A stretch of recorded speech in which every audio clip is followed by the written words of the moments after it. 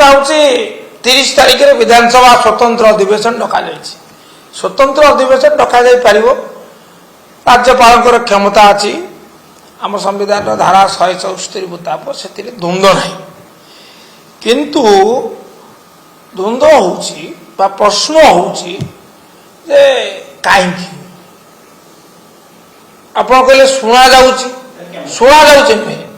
ଆମର ବିଧାନସଭା ତରଫରୁ ରାଜ୍ୟପାଳଙ୍କର ନିର୍ଦ୍ଦେଶରେ ବିଧାନସଭା ସଚିବଙ୍କ ଦସ୍ତଖତରେ ଯେଉଁ ଚିଠି ଆମ ପାଖକୁ ଆସିଛି ସେଥିରେ କୁହାଯାଇଛି, କାର୍ଯ୍ୟସୂଚୀ ପ୍ରକାଶ ପାଇଛି। କାର୍ଯ୍ୟସୂଚୀରେ ଲେଖାଯାଇଛି ଆଲୋଚନା ଗଣତନ୍ତ୍ରରେ ମହିଳା ସଶକ୍ତିକରଣ ସଂକ୍ରାନ୍ତ ଆଲୋଚନା। ତେଣୁ ଏହି ଉଦ୍ଦେଶ୍ୟରେ କେବଳ ଡକାଯାଇଛି ଦିନିକିଆ ଅଧିବେଶନ, ସ୍ୱତନ୍ତ୍ର ଆଲୋଚନା। ନବୀନ ବାବୁ ଦାବି କରିଥିଲେ ବିଧାନସଭା ଅଧିବେଶନ ଡକାଯାଉ। ନବୀନ ବାବୁ ବିଧାନସଭାର ସ୍ୱତନ୍ତ୍ର ଅଧିବେଶନ ଡାକିବାରୁ ଉଦ୍ଦେଶ୍ୟ ଥିଲା ଭିନ୍ନ। ଉଦ୍ଦେଶ୍ୟ ଥିଲା ରାଜ୍ୟର ସ୍ୱାର୍ଥ, ଉଦ୍ଦେଶ୍ୟ ଥିଲା ରାଜ୍ୟର ପ୍ରତିନିଧିତ୍ୱକୁ ଅଧିକ ଶକ୍ତିଶାଳୀ କରିବା। କିନ୍ତୁ ବର୍ତ୍ତମାନ ଇଏ ଗୋଟିଏ ପ୍ରହସନ ପାଇଁ ଅଧିବେଶନ ଡାକରା। ସେତେବେଳେ କ'ଣ ଶୁଣିଲେ? ନବୀନ ବାବୁ ମାନ୍ୟବର ବିରୋଧୀ ଦଳର ନେତା, ଜଣେ ଦୂରଦୃଷ୍ଟି ସମ୍ପନ୍ନ ପୋଖତ ରାଜନେତା, କ'ଣ କହିଲେ?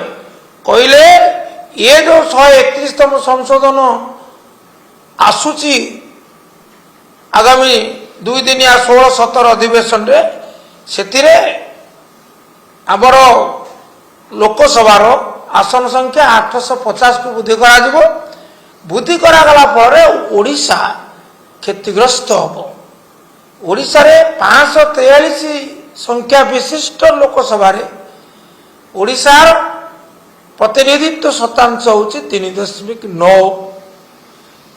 ଯଦି 850କୁ ବୃଦ୍ଧି ହୁଏ ସେତେବେଳେ ଓଡ଼ିଶାର ପ୍ରତିନିଧିତ୍ୱ ଖସିଯିବ 3.9ରୁ 3.4। ତେଣୁ ଏଥିରେ ଓଡ଼ିଶାର ସ୍ୱରକୁ ଦୁର୍ବଳ କରିବା ଏବଂ ଓଡ଼ିଶାର ସ୍ୱାଭିମାନକୁ ଆଘାତ ଆଣିବା ପାଇଁ ଇଏ ହେଉଛି ଏକ ଷଡ଼ଯନ୍ତ୍ର। ୟାର ବିରୁଦ୍ଧରେ ଏକ ସ୍ୱରରେ ଏକମତ ହୋଇ ପ୍ରସ୍ତାବ ପାରିତ କରିବା ପାଇଁ ସେ ଗୃହ ସ୍ୱତନ୍ତ୍ର ଅଧିବେଶନ ଡାକିବାକୁ କହିଥିଲେ।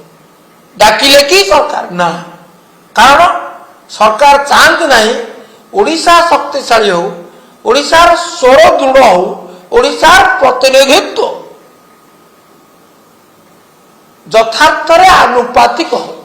ଚାହିଁଲେ ନାହିଁ, ହେଲା ନାହିଁ। ବର୍ତ୍ତମାନ ସେମାନେ ଗୋଟେ ଲଜ୍ଜାକର ପରିସ୍ଥିତିର ସମ୍ମୁଖୀନ ହେଲେ, ଯାହାଫଳରେ ସମ୍ବିଧାନ ସଂଶୋଧନ ବିଲ୍ଟି ଖାରଜ ହେଲା 2/3 ସମର୍ଥନ ଅଭାବ।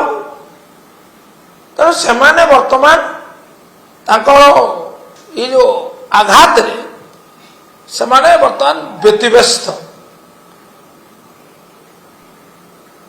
ବୈଦ୍ୟୁତିକ ଆଘାତ ଲାଗିଲେ ଯେପରି ଛାଟିପିଟି ହୁଏ ଜଣେ, ସେ ଠିକ୍ ସେହିପରି ଭାବରେ ଇଏ ଆଘାତରେ, ବୈଦ୍ୟୁତିକ ଆଘାତ ଭଳି ସମ୍ବିଧାନ ସଂଶୋଧନ ବିଧେୟକ ପରାଜୟର ଆଘାତରେ ବର୍ତ୍ତମାନ ଶାସକ ଦଳ ସେହିପରି ଭାବରେ ଛାଟିପିଟି ହେଉଛି, ଦୋଷ ଠେଲିବା ପାଇଁ ବାଟ ଖୋଜୁଛି,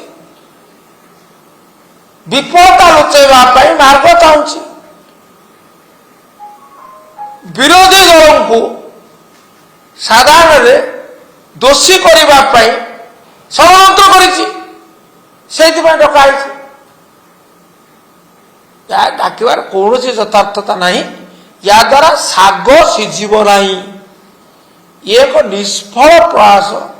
ଇଏ ହେଉଛି ମାନେ ଆତ୍ମବଡ଼ିମା ତ ନୁହେଁ, ଏ ଯେଉଁ ମହିଳାଙ୍କ ପ୍ରତି ହୋଇଥିବା ଐତିହାସିକ ଅବିଚାର ଜନିତ ଜନ ଆକ୍ରୋଶରୁ ନିଜକୁ ମୁକ୍ତି ଦେବା ପାଇଁ ଇଏ ଏକ ପ୍ରୟାସ, ଇଏ ଏକ ହୀନ ପ୍ରୟାସ। ଏହା ଅତ୍ୟନ୍ତ ଦୁର୍ଭାଗ୍ୟଜନକ। ସତ୍ସାହସ ଅଛି ତ 23 ମସିହାରେ ପାରିତ ବିଲ୍କୁ ଆଣ ସଂଶୋଧନ କରି 2029ରେ ମହିଳାଙ୍କ ପାଇଁ 1/3 ଆସନ ସଂରକ୍ଷଣ କର। ଅଛି আমার আহ্বান, বিরোধী দলের আহ্বান, বিজেডির আহ্বান, নবীনবাবুর আহ্বান, ওড়িশাবাসীর আহ্বান ଅଛି। হিম্মত ଅଛି ତ ତାହା ଆଣ। କେନ୍ଦ୍ରରେ ବିଜେପି ଆଣୁ, ରାଜ୍ୟରେ ତ ସେ ବିଲ୍ ଆସିପାରିବ ନାହିଁ।